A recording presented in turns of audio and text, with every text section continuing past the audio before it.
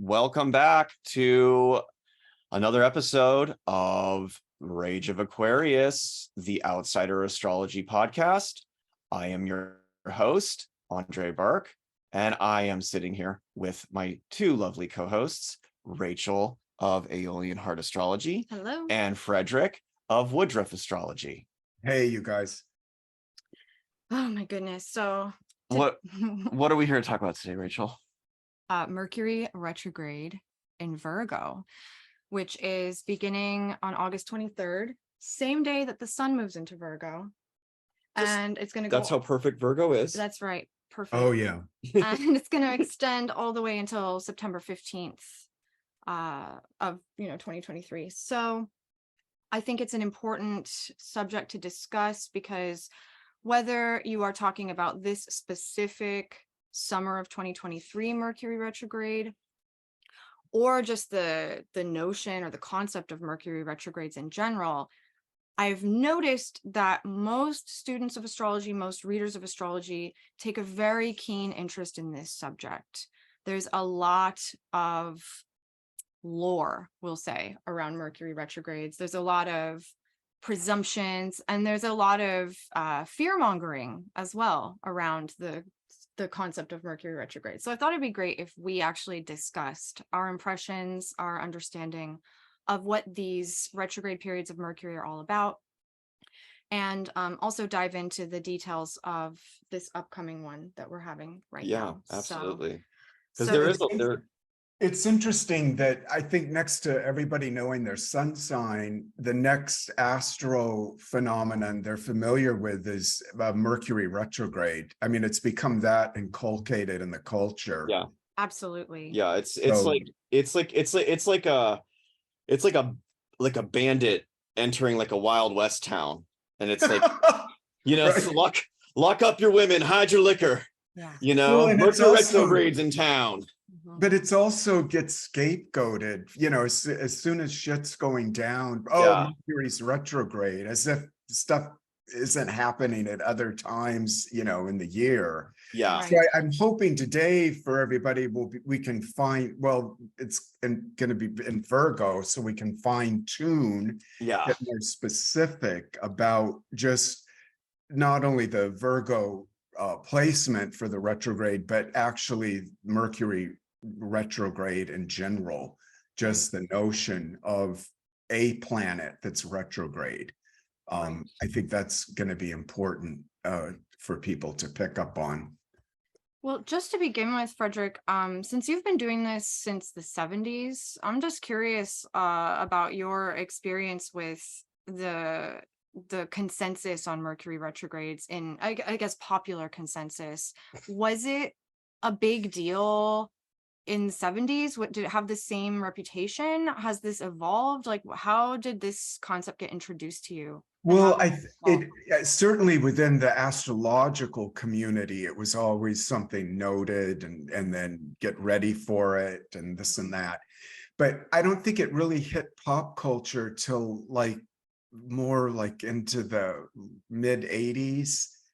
Then it was more ubiquitous that people were talking about. I think that was the first time I ever saw like a book specifically written about Mercury retrograde, and that's what I historically remember about it for sure. And in your experience, like, how do you interpret Mercury retrograde periods when like a client comes to you and asks what is I try to diffuse all this stuff about toasters and computers breaking down, and I focus more on what it does to attention, because wherever we're paying attention is really where the potential to understand something deeper arises, because you have to pay attention, put some skin in the game, which of course Mercury is always wanting a little bit of coin here and there. Yeah. But yeah, I think the retrograde phase is like a great entryway into a stronger or more formidable relationship with one's imagination. Seems to be stronger. Absolutely. Yeah. And there's the interesting phenomenon of any retrograde planet, which is why they are retrograde, is the way the Earth gets aligned with the planet and then, begins to overtake it. But at that same time, the planet's actually physically closer to the Earth than when in direct motion. So I think symbolically, that's interesting too. It's sort of in a Mercury retrograde, there's a heightened mercurial atmospheric injection or whatever from the proximity. I mean, what do you guys think about that?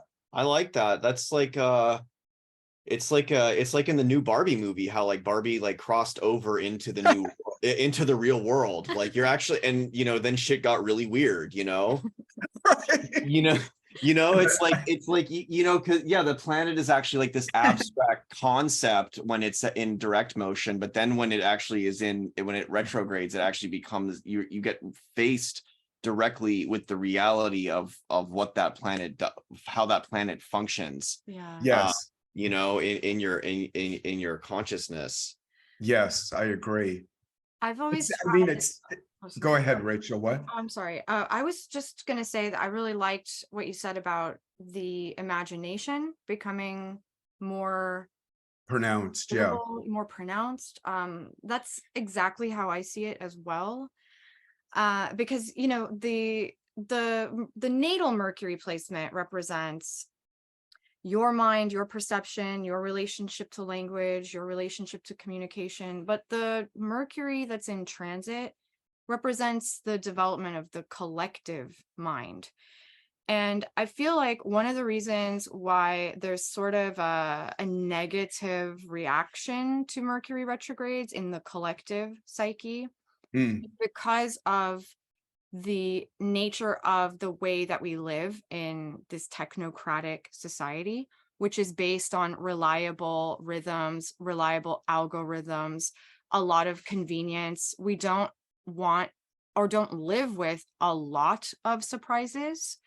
We can manipulate the temperature in our homes. We can expect to have the same experience en route to our jobs. We have such a level of like automation in our life that the disruption of automation is somehow threatening.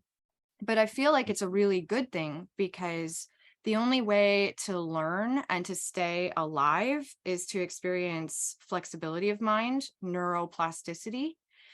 And neuroplasticity is what is lost when somebody gets something like Alzheimer's, for example. Right. But neuroplasticity is also lost when somebody becomes conditioned or dogmatic, whether it's through a traumatic ideology or a traumatic experience. There is this experience in the human brain physically, and then also in the thought patterns that respond when we become afraid or traumatized. Something sort of freezes and becomes very rigid. And what opens up that rigidity again is the unconscious or the imagination, being able to go back into that deeper strata or that deeper layer of consciousness and opening the mind back up, allowing things to become flexible again, opening new roads or new neural pathways. So I feel like Mercury retrogrades are a period of time where we actually get this opportunity to refresh our conditioned minds, Yes. which are like on so much automation. And too much automation is a really dehumanizing experience, and without a little bit of variation, without a little bit of unexpected circumstance, without some surprises, without new information, we start to die. And so I feel like imagination is the best possible way to look at this opportunity. But imagination also represents this freedom, this fluidity, this free association.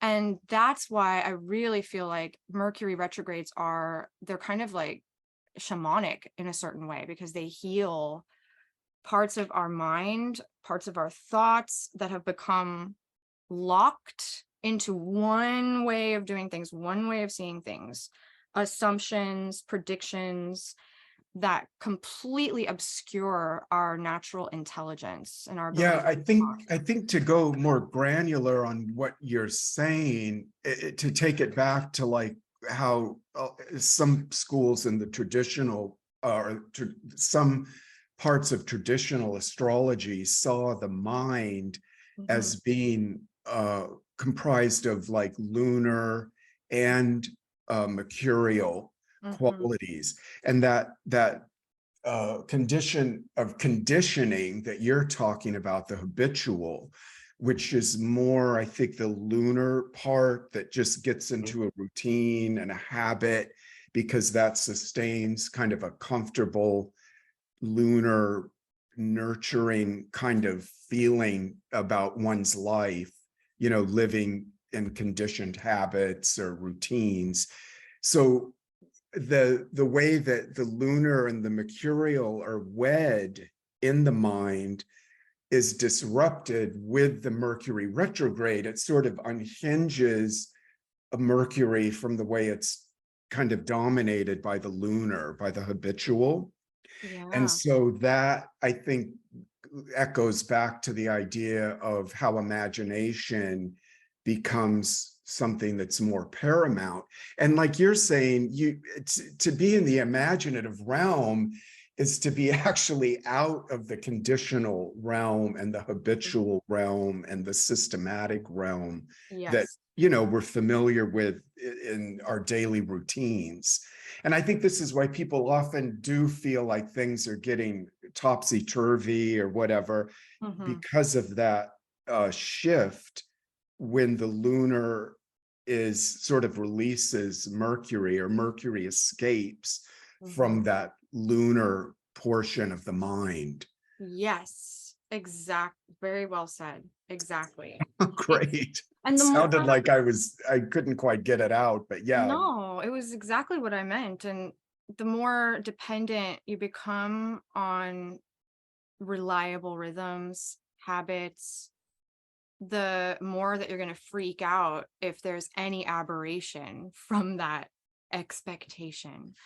Right. Yeah. But So we do, I mean, I think as humans, like animals, you see this a lot. I mean, primarily with them, they have their routines, their instincts, their familiar ways of doing things they return to over and over.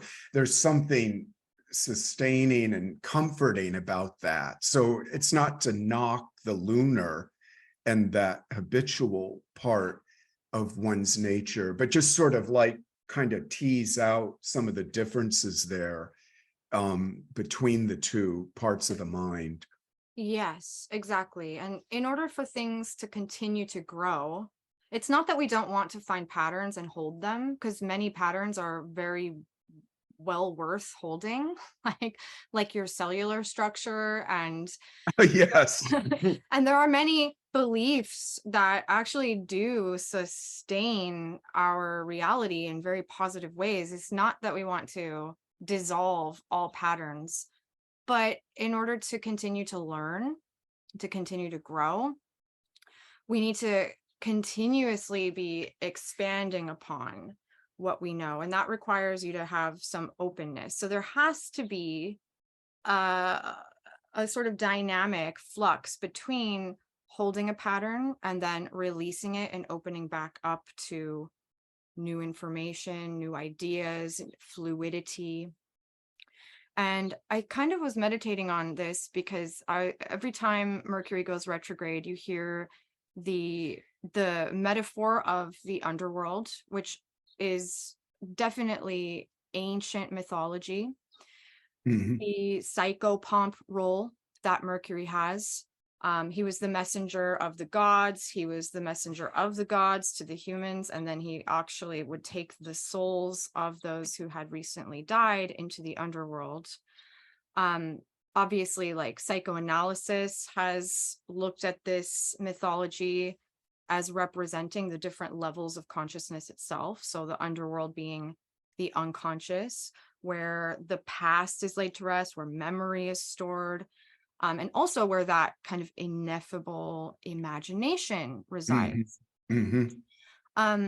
And so, you know, when we look at Mercury retrograde periods, it's very helpful for me. I always get really into studying like early psychoanalysis, early psychology in general, because that's what William James, that's what Sigmund Freud, that's what they were after. They were trying to tap into the unconscious, the imagination, to retrieve some fluidity, to actually relieve the tension of the rigidly conditioned mind for the Right. purpose of healing or creating. You know, those two things go hand in hand. So when I look at like early psychoanalysis, it's like it's full of really awesome stuff that opens that part of you up, like just looking at an ink blot. I know this is really anachronistic. I don't know if therapists still do this, but I really would love to have a Rorschach test. I think that'd be really fun, because you look at something that has no definition and has no particular meaning, and you begin to free associate. And that starts opening up new levels of awareness. Mhm. There's also stream of consciousness writing, which was something William James developed. And William James was the first, he was the head of the very first psychology department at Harvard. And he was, you know, he was taking all kinds of drugs, and from a scientific perspective was trying to figure out what these drugs actually did in terms of being able to tap into the unconscious. But he also did these things like stream of consciousness writing to just open up that flow of imagination and free the conditioned mind from its assumptions, its rigidity, its conditions. And it's something that you can think about. Like, we all have certain symbols or words that have become very tightly bound to just one meaning and one response. And that's usually done through some kind of like fear or negative experience. But like, if you can look at this symbol that you attribute only one meaning to and learn to actually open up the associations that you can make to it, and start to realize that there is not just one meaning to any symbol or word or concept, then you're really tapping back into that fluidity of the unconscious, which can be very healing. Well, yeah, and just on that note, something I love to do is study the etymology of a word, Yeah. which is kind of a retrograde motion in itself, going backwards to towards origin. That is, gosh, I use that so much in my writing, where I'll look something up. And I actually learned this, I guess, from James Hillman, because he was a big proponent of that. But it just, like you're saying, it takes you out of the ordinary association with the word, and then just this wide breadth of field opens up related to the word from its origins. And like Freud said in the beginning, you know, the words were considered like magical things, Yeah. sounds that people, you know, put forth, and they really are. They're mercurial magic. Absolutely. 100%. So Andrei, what's your take on some of this? Is he still in the room? I'm kidding. Yeah, no, I've been listening. My take is okay, I'm a native Mercury retrograde. So let me speak for my people for a second. Okay. The tribe is here. Yeah. Well, no, because what I've been doing is what I've been reflecting on is like, it's like, I'm the Mercury retrograde here, and I actually have nothing to say, you know, like how Mercury retrograde, I'm kind of just here to receive the information, you know. But with your Mercury's in Capricorn? Sagittarius. Oh, well, that's not a mute sign. Yeah, no, but you know what, my feel like, this is where I'm always like this is where I'm always at. I'm always like digging deep into that sort of underworld, looking for that underworld stream of consciousness mainline. Yeah. You know, that could really and also getting down to that, getting down to those lower strata of the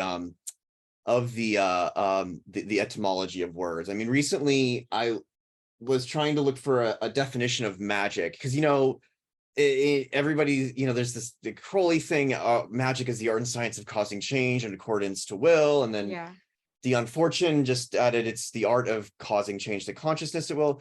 And I decided I'm gonna actually just go look up where magic comes from, what the word actually comes from, Yes. And it comes from I think it's like the Indo-European root mag, M-A-G-H, mag, which means power. And ik, what is it? It's not a prefix, it's a suffix, right? Yeah, suffix when it's at the end of the word. Ik, IC, like physics. IC means to bring forth. Ik means to bring forth. So like physics is to like bring forth the study of the material world, Yeah. Yes. So magic means to bring forth power. Yeah. And that to me is just such a more simple definition, because like when when I have a real new agey type of friend, very set in his ways, very cynical about magic. He came of age during like this 60s counterculture. He got more into that kind of like Alan Watts track of spirituality, and was like really turned off by the Aleister Crowley Kundalini yoga track that was also developing at the same time. Mm-hmm. And he was like grilling me on like, what is magic? Tell me. And I gave him this like I gave him the rehearsed Crowley thing. It's it's the art and science of causing change in accordance to will. And okay, so what does that mean? What is your will? What is change? And I didn't, and my definition actually fell apart. Because I realized those are just empty words that I was repeating, because I read them in a book somewhere. I was locked into a habit. I was locked into a routine. Yeah. And it wasn't until I actually went and I did the etymology that I did find like a definition that actually suits me. Magic means to bring forth power. Right. Right. So yeah, I really vibe with all of it. Again, and also another thing, like as a native Mercury retrograde, I do things ass backwards in my life. I do everything ass backwards. Like I just do not get into anything I eventually will get everything. I'll get up to speed. But my entry point is always like backstage, Yes. It's always through the back door, and so, it's with like take astrology, for example. And I read a few books on astrology when I first getting into it, but then after a while, like all the guys like Hillman and Tarnas and Rudhyar, and I'd pick them up, but I couldn't really get too deep into it as like as a personal study, until I actually found Gary Caton's book on the Mercury retrograde cycle that was published a few years ago, the Hermetica Triptycha it's called. And he was the first to really open my world to, how it is I've perceived the world this whole time, where, he painted very much like what you guys have been talking about. He paints the Mercury retrograde in this portrait that it is a Mercury does become the psychopomp. He does become like the shaman that's guiding you on a vision quest. And so if you were to like say enter into like an ayahuasca ceremony, but try to like check your fucking iCal in the middle of it, check your check your voicemails, check your text messages in the middle of it, you're gonna have a really bad time. Yeah. Whereas if you just surrender to the experience, that kind of that shamanic shamanic journey that you're being taken on, it offers a depth of self-discovery. So yeah, I really love the Mercury retrograde. For me, it's the 3 times of years. I told you guys this not before the call, but on the call where we were planning this podcast, where it just feels like everything gets quiet in the world, and like I can actually like hear my own thoughts for a second. With the Mercury retrograde. Yeah, when Mercury is retrograde. Transit. Yeah. Yeah. It's like that. It's like, okay, like all the kids are asleep, everybody's tucked in, and like I could finally go to like the garage and like have a beer and play my guitar and like read some, like Cormac McCarthy, like I have like a moment to myself, and all the world is like, and everybody else is like running around with their like chickens with their heads cut off. But like for me, it's so peaceful and so quiet. Yeah. Wow. Well, is this a good point to dovetail into the specifics or some ideas about the upcoming Mercury retrograde in Virgo? Yeah, for sure. Dates and the boilerplate. So, it begins on August 23rd in like synchronized swimming. Yeah. The sun is moving into Virgo and Mercury is stationing retrograde at 21 degrees. So in the third decan of Virgo. This is a very important retrograde because Mercury is both the ruler and the exalted planet of Virgo. And that's the only time that happens in the zodiac. So there are no other planets that are rulers and exalted in the same sign. But because Mercury, that's how extra Virgo is. That's how extra Mercury in Virgo is. So the associations with the sign of Virgo and the planet Mercury are numerous. We can all add to it. But one of the things that I love about, I'm a Virgo, so my son's in Virgo. I also have my Mercury in Virgo.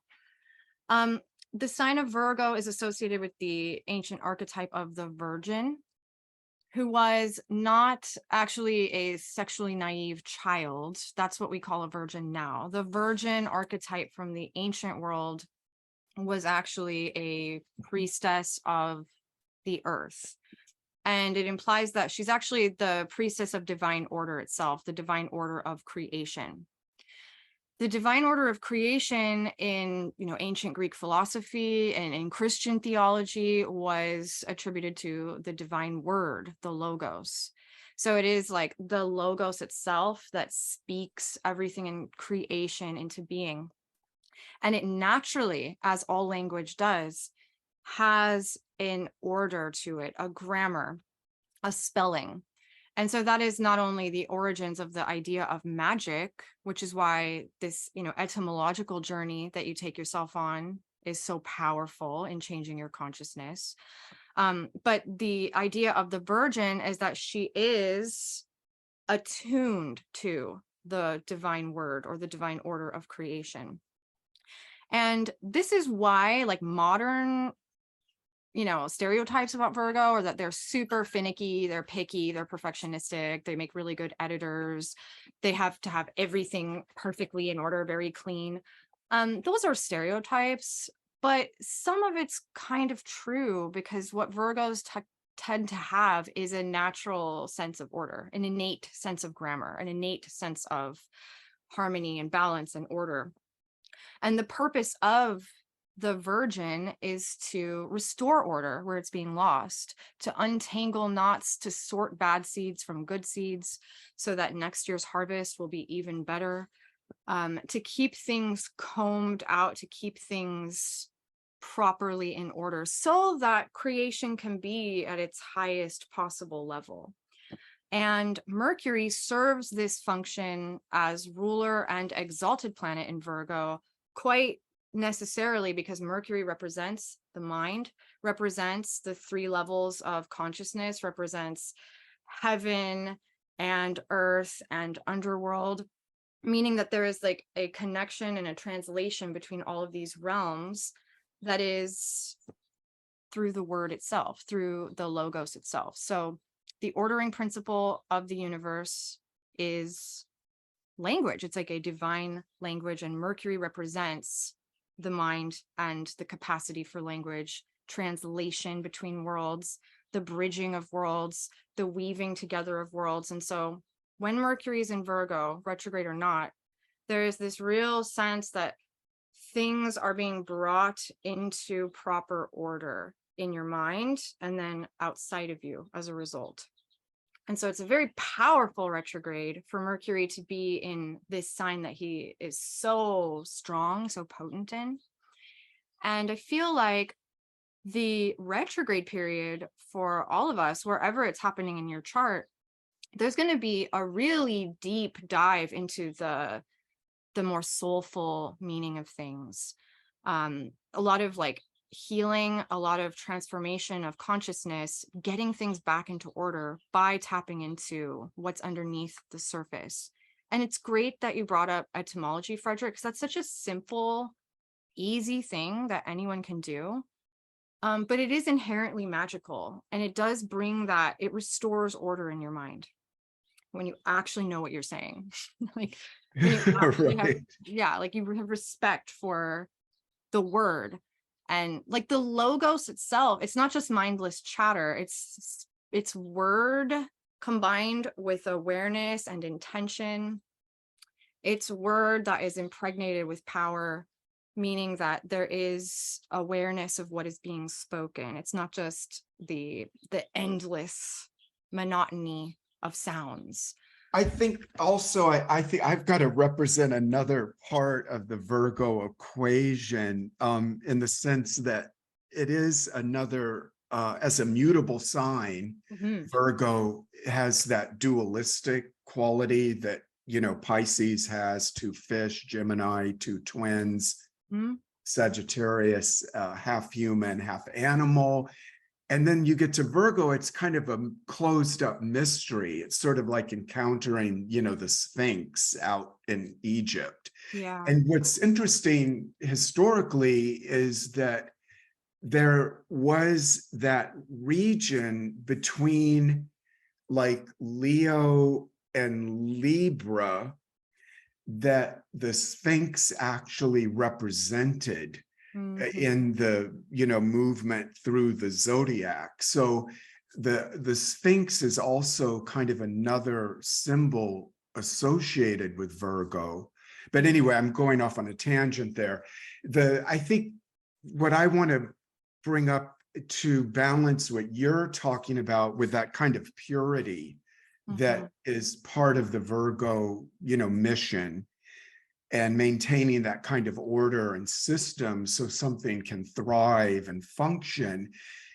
The dualistic side of that equation, and this I know more from personal experience because I've had 3 boyfriends with Mercury and Virgo over Yeah. the years, and they were the craziest humorists. They just had that, that they would zero in on the most seemingly insignificant detail in the environment and just like blow it up. And of Mhm. course, you're saying, Mhm. yeah, Yeah, I get that. Yeah. and I just love, of course, my Venus is in Gemini, so that part resonated to that part of their mind, Yeah. and really reveled in it. Yeah. But I I'm know thinking of exactly what like, you mean. Yeah. Yeah. I'm thinking of Peter Sellers. I don't know if his Mercury's in Virgo. I know he was a Virgo, but there was that kind of oddball sense of humor Mhm. there. So my point being that within the dualism of the mutable signs, when you get to Virgo, it is kind of a mystery. Like, well, okay, so I think Liz Green couches as virgin and whore. Mm. It's encompassed within that sign. And I think the word Virgo itself comes from an old term describing women that were actually, basically like sacred prostitutes, like Virgos, that they weren't ever married. Yep. They were self-contained, Self-contained. psychologically, but they had keys to all these sensual mysteries. I mean, it is an earth sign, which the earth signs are quite sensual, Yes. and horny. I mean, you think of like Scorpio, but my God, some of the Capricorn people I've known are just like out of this world with in the sensual realm and responding to that. And I would say Virgos too. Yeah. They embody that. So anyway, I just wanted to bring that absurd quality that's also there through humor with the Mercury Virgo connection. Absolutely. I feel like that comes from, just speaking from my experience, one of the With worst the parts, Mercury and Virgo, yes. the worst part about it, like, okay, so growing up as a kid, like I just knew how to spell, like things like that are easy for me. I won spelling bees. I just knew how to spell. Stuff is really natural for me in terms of sensing the way things should be ordered. And connect, yeah. This is very, very easy. I never had to work very hard at it, which can actually make you lazy. And that is one flaw. But the bad part about it is that no matter what you're looking at, you find the flaw. Unless you're looking at like ocean waves or like something so vast and abstract that there's no need to, but like there's this inability to not notice the piece of lint or the hair that's out of place or anything else that's askew. And yes, it's almost like the laser focus goes to the flaw or the thing that's weird or the things that's off.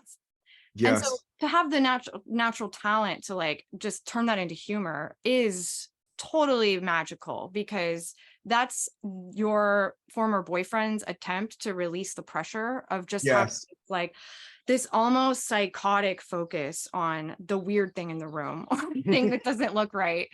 And that can drive you mad unless you find a way to soften it or relax or transmute it into humor, which is, of course, I always feel like people that can make things funny are the ultimate alchemists, because that's really transmuting something Absolutely agitating into something that's healing, you know?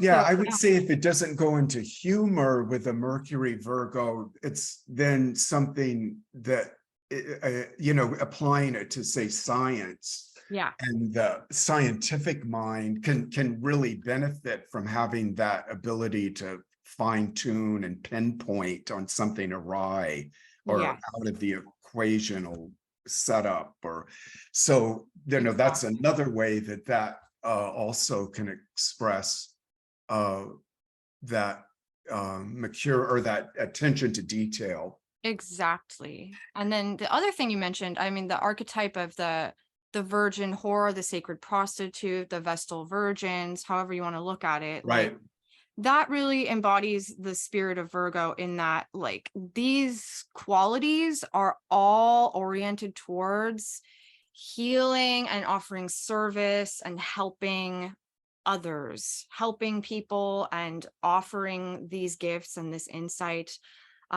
whatever it may be, whether it is sensual, whether it is mystical, whether it's very practical. Like Virgo is really oriented towards making their gifts available to help others. Yeah, yes, they thrive on that. Yeah. I think within the circle of the zodiac, moving from Aries, Taurus, Cancer, Leo, then you get to Virgo, and all of that first half of the zodiac being focused on, the self, the self's needs, the self's origins, the home, self-expression. And then you get to Virgo, and it's really, like you're saying, that assistance or that linking connective energy that moves the person into the social realm, Libra, Scorpio, where the self is now out into the collective and out into the community, and not so focused on personal needs and expressions and whatnot. So Virgo's that interesting juncture there between the personal zodiac and the social zodiac, the individual, as they enter the larger world around them. Interesting. Yeah. So, and they do, I mean, the thing that's amazes me about Virgos. I see this with all of them. If they really aren't, invested in some way with the qualities you highlighted, helping, Mhm, assisting, healing, mhm. cleaning up the kitchen after the big party or whatever, they really feel like they're not on their mark.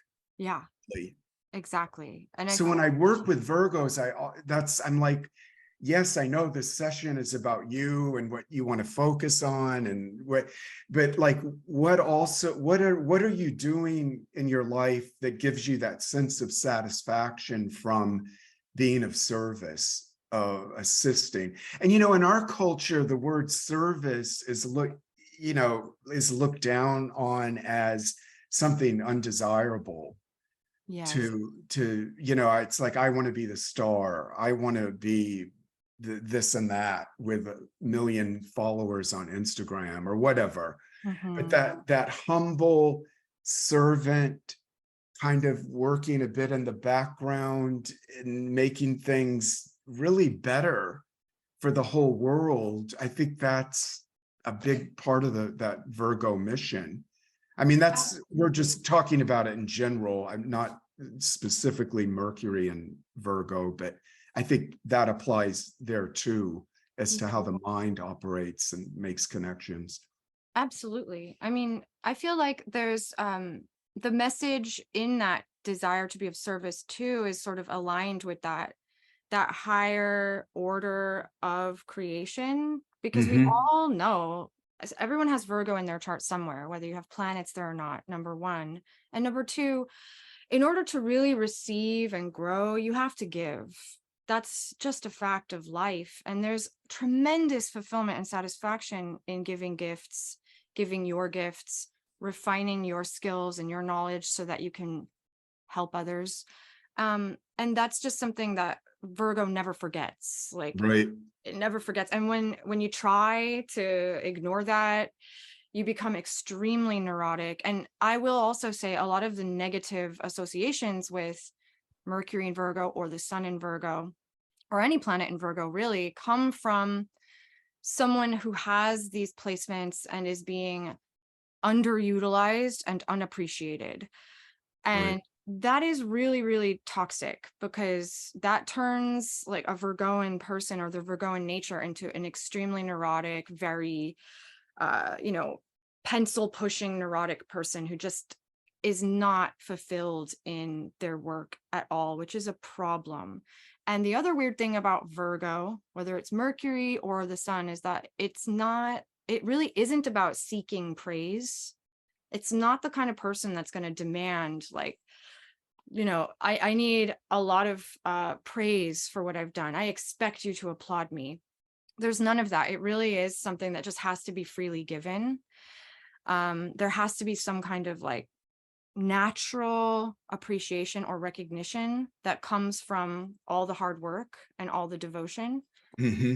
And when that's not given, which is pretty normal in today's workforce, it's pretty normal in today's world for someone who's really sincere and devoted and hardworking to just be ignored or treated as expendable. That's devastating. That's devastating. Yeah. So it's one of the reasons why I really am so grateful to be working for myself, because I just really struggled to find a place out in the wide world. And I tried many different careers, but my most serious one was teaching. And I was actually very good at it, very, very good at it. It was definitely something I loved. But my talent for teaching and my love for teaching was never, ever, ever, ever going to be conformist to the state standards and the bureaucratic methods and the educational system itself. And I realized before it was too late that that was going to drive me insane. And Hmm. yeah. So, this retrograde for everybody with Mercury, and of course, the sun will be transiting through Virgo at the same time. Um, it's an opportunity for everybody to get a little bit deeper into what it is that you actually love to give, what it is you like to learn. And as a result, what knowledge and skills do you have to offer as a gift? And how can you offer that gift more efficiently, more elegantly? How can you, do more to embody those qualities of the Virgin, wherever that is in your chart? Because like I said, everyone has Virgo somewhere. We have the whole Right. zodiac. Right. What are your thoughts, Andrei? I don't have any. You don't have any? I just- Oh my gosh. on I Virgo love it.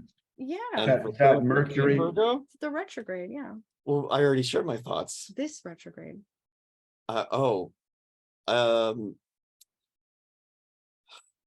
Well, honestly, the thing I've been thinking the most about is how you guys were both talking about the quality of Mercury retrograde. I mean, Mercury and Virgo having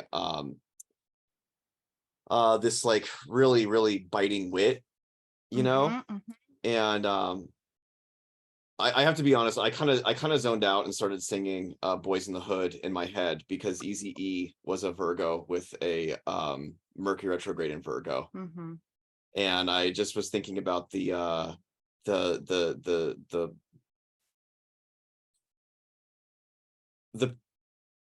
kind of foil that he brought to NWA, and that he was like this kind of the comic wild man. So, And that's And like, it was his Mercury in Virgo. it was retrograde in Virgo. dude, Oh, I love it. Love Yeah. it. that's like first of all, great song, and also Yeah. like a total underworld journey. That's what I was thinking. I was like, yeah, this is it. And like, what does that do for our society? So the sort of status quo response to a song like that, full of violent lyrics and vivid descriptions of gang life, the status quo reading on that would be that this is toxic and this is leading our children astray. There is certainly that element to it because it can have a negative influence, sure.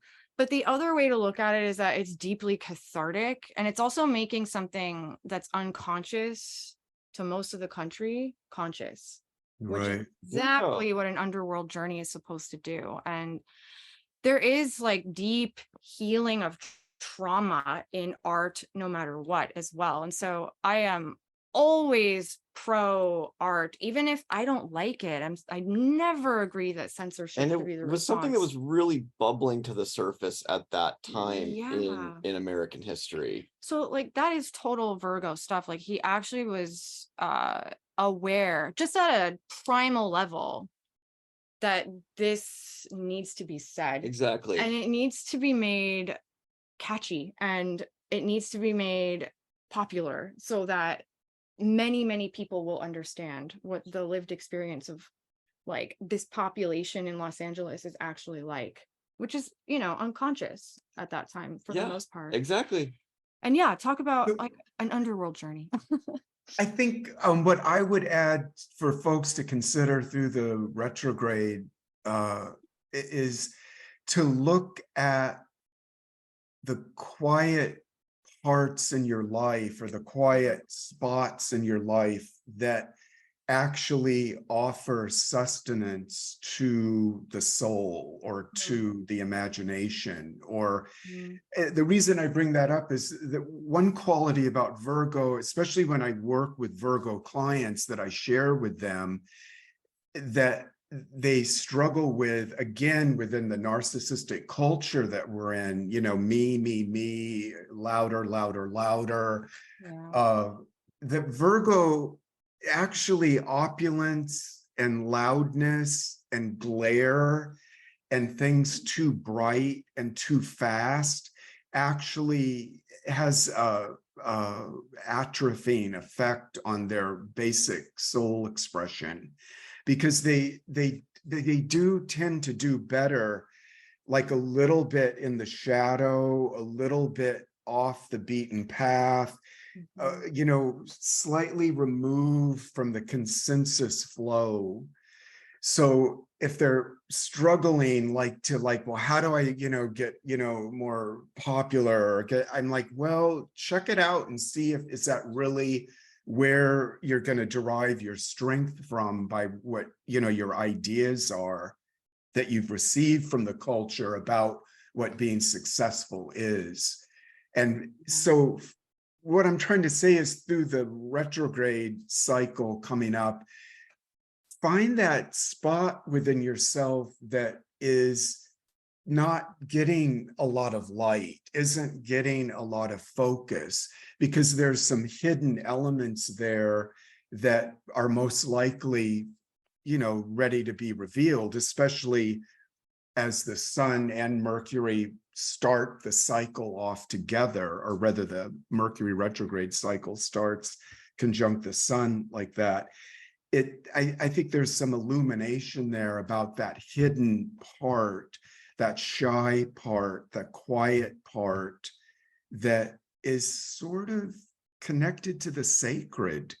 Yeah. And it gets lost in the hustle and bustle of gotta make it, Yeah. get it, gotta get it.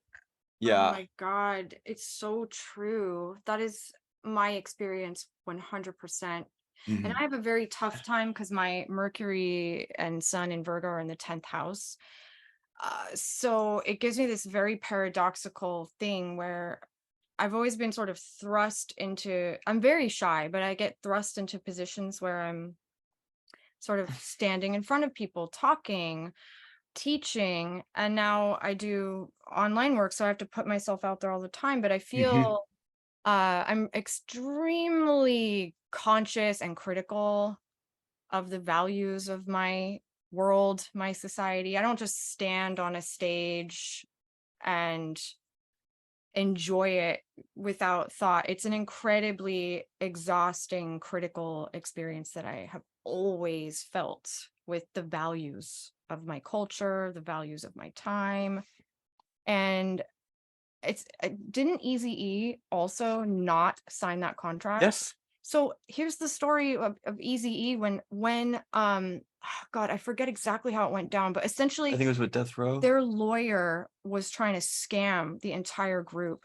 And it was only Eazy-E who wouldn't sign because he saw what the others could not see. He could discern that this was out of alignment with like the true ethos of their art.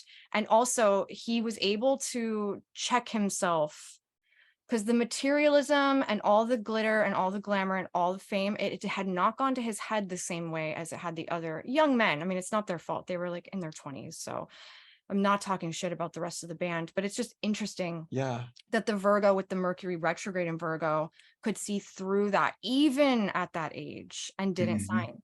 And therefore didn't get fucked over the way that the rest of the band did. God, I'm really happy that I did not hide my Mercury retrograde moment when you asked me what was happening. I'm like, I'm really happy I didn't Me try too. do some bullshit where I actually pretended like I knew what I was talking about. Right. Yeah. Well, that's a Mercury retrograde native response. Exactly. Yeah. There's the two levels going on that they're hearing and translating things through. And then we had the Mercury, the Virgo, like the Mercury direct in Virgo just make perfect sense out of like my utter brain fog. But she turned that brain fog into like a fine distilled tincture, but one thing I would personally like to add as a native Mercury retrograde, okay, so I've one thing is like I've never had it. I've always been horribly disorganized as a growing up and my whole life, and I also hated working for other people because I hated having to follow their rules of organization. But then when I started working for myself, I realized like, okay, if I don't have some kind of system of organization in place, then I'm not gonna thrive. I'm just gonna have to go right back to like working for somebody else and suffering under their system of organization. What was that William Blake's? If I don't create my own system, I will become a slave to another man's or something. Sounds like Blake. Yeah. So I was in my I was in my early 30s. So like and I'm still in my 30s. I'm talking about my early 30s, like they were like, you know, like the like the late 90s or something. But I humbled myself because I was so cool throughout all my 20s. I was, you know, just I was way too cool for anything that seemed commercial or normie or pop, you know. But I humbled myself to actually enroll in a few Tony Robbins programs, to, you know, because to try to learn some kind of basic life skill, organizational life skills, you know. And one of the things you know, he one of his like core teachings is this idea of like having a purpose, you know. So it's like you don't just, you know, get out, like you were talking about, Frederick, like it's, you don't just get out there and like hustle, get, got, you know. That if you don't aren't actually aligned with your purpose and why you're doing that, anybody, but I mean specifically this is what you're talking about Virgo, like finding the hidden, the quiet parts, you know. Like if you're not actually aligned in like what service are you bringing into the world by like hustling to be an Instagram influencer? Like, are you just out there like, you know, you know, you know, modeling for brands that you aren't actually totally aligned with? Or are you actually on there and you have a following and you're building a community and you're actually like offering like holistic life advice? You know, you're giving people, you know, you're an herbalist who actually has some value to add to people's lives. So it actually is a valuable service that you are out there hustling and working hard. Is this making sense? Yeah. Yeah. So to actually like get deep and aligned with like the purpose behind why you are doing something and why you're actually working hard. If you are working hard, if you are grinding, during this time, especially, like what service are you bringing the world? Like what good is it going to do? Like, you know, are you going to help, you know, are you going to help regulate people's moods, get them in a, you know, help them sleep better? Are you going to help them actually like, you know, find some kind of like creative potential inside, awaken somebody's like creative gifts that have maybe been left dormant for you know, for decades. And that's, you know, that's why, you know, you want to do something. I mean, anything you do, you want to do it. You want to have a purpose. I'm taking out the garbage so that I can have a clean living space, so that I can invite like a greater feeling of order, you know, peace and order into my home. So I think that's what is going through my mind on this Mercury retrograde in Virgo, is like really Yeah. aligning Purpose. with aligning with like the service behind what you do, and you consider everything has a quality of service to it, you know. Because I mean, as a Capricorn, I'm sun, moon, everything, you know. Like I've got half my chart in Capricorn. Like I have a real like what's in it for me streak, a real strong what's in it for me. So I'm really looking at this as a vacation from that, and this opportunity to just say like, you know, what can I do to be of service to others, you know, to what in my actions that I'm naturally doing anyway is of service, you know. Yeah, I would add to that too, that again, Virgo being that dualistic mutable sign, and something that is they're intrinsically aligned with, is they just step out of the flow of things and just have peace and quiet. And that might be a form of purpose for them. Yeah, oh, definitely. They're not adding to anything more in the cacophony of the world. They're just like shutting the phone off, putting the curtains down. Absolutely. Yeah, that's what I mean. What I'm saying is that in those quiet moments, that's when you can actually get realigned with your purpose and why you're doing things. Right. You know, that it's like, oh my God, it's not just because I've got to grind and I've got bills to pay and I've got this and I've got that. It's actually like you can reflect on like the good work you've done in the world and like, oh my God, you know, I really did help that person. And yes. I'm not just in it to help people because of the good feeling it gives me. I like to see that person is now is like actually thriving because I helped them tie their shoe, you know? Right. And that's a Virgo thing too, assessing Yeah. and reassessing is Yeah. also a big function of that sign. So Yeah. So that's yeah. Thank you for clarifying that, because I did not mean like, well, just get out there and keep grinding, but just remember your purpose while doing it. I mean, like in these quiet moments, you can actually peel back and say, like, mhm. I really did. Like, I mean, I don't know. Like, I got my mom got a grill recently, and I've been just going up to visit her and grilling for her more often. Yeah. Just because it's just fun for me to get out of town for a weekend and go back home and fire up the grill and crack open a few brewskis. But I mean, and she was talking to me the other day, and she's like, I love it. Just thank you so much for coming up. It just means so much to me that I get to see you more and that you're just cooking for me. And I didn't even think of it, but it's like it just, it gave me a feeling of like, oh wow, I'm actually doing something more significant than just, getting out of town for the weekend. Sure. You know? Yeah. I want you to come up here and grill for me. Yeah. Yeah. Well, you guys, do you think we covered this? I think we kind of touched on all the bases, or Yeah, I feel like we have. Yeah. were you done with what you were sharing, Andrei? Oh yeah, absolutely. Absolutely. Yeah. So are we taking a look this episode of worst astrology of the month? Oh, that is the Mercury I retrograde. guess so. Oh, okay. So Yeah. let's I guess maybe we could do a quick recap. Okay. So when Mercury goes retrograde in Virgo, everything is going to go wrong. Don't sign any contracts. Don't go anywhere outside of your house. I'm just kidding. Yeah. The worst astrology is the Mercury retrograde because Well, as the culture likes to Yeah. couch it. Yeah. exactly. So this whole 100%. episode is devoted to what seemingly would be the worst astrology of the month, which would be Absolutely. the Mercury retrograde. Yeah, but Yeah. rephrasing that, because what as what we mentioned in the episode was the idea of Mercury retrograde being this kind of like shamanic vision quest. And Frederick mentioned how there's the dual nature to the Virgo archetype, that she's almost like she's like this holy prostitute. So there is this quality to the Mercury retrograde of just going deep, being led by some kind of initiate deep into the mystery of your soul, of your essence, and that's another thing that we didn't actually touch on in the episode, is that in like the alchemical manuscripts, Virgo was attributed to the process of distillation, which is really where the essence of the substance comes forth, and Right. where it becomes clarified. That's when wine becomes brandy wine. That's when beer becomes vodka.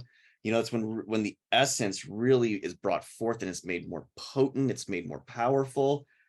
And so you are being led on a shamanic journey by a temple initiate into like the core of your essence. And yeah, if you are trying to check your reminders on your phone to make sure you've got all the groceries, and to respond to your text messages from your boss that they sent at midnight, you're going to have a bad time. It's like checking your Facebook. It's like checking your Instagram feed while like in the middle of an ayahuasca journey.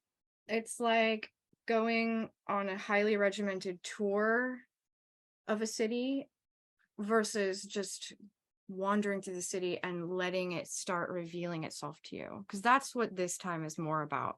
If you try to go on the tour bus and meet the schedule that was created by somebody else, it's probably going to go wrong. That's where you're going to be like, I hate Mercury retrogrades. But if you literally just go with the flow, if you just let things shift, if you let your perceptions alter, if you let things unfold naturally, then it can be an extremely insightful, transformative, and also very creative time. Great, beautifully put. I think that's a good cap for the show. Yeah, All right. yeah, and yeah. So if you want to learn more about the Mercury retrograde, then, and you're just listening to the worst astrology clip, go back and listen to the full episode. We'll have a link in the comment description box below. And if you made it this far in the full episode, then thank you so much. And Yes, we will see you next in time. about a month or so. Yeah. Yep. Yeah. Right All right, on. great being with you guys again. Always a Same, blast. Frederick. Same. And hello to all of the listeners out there. All right. Hello, goodbye. Hello, goodbye.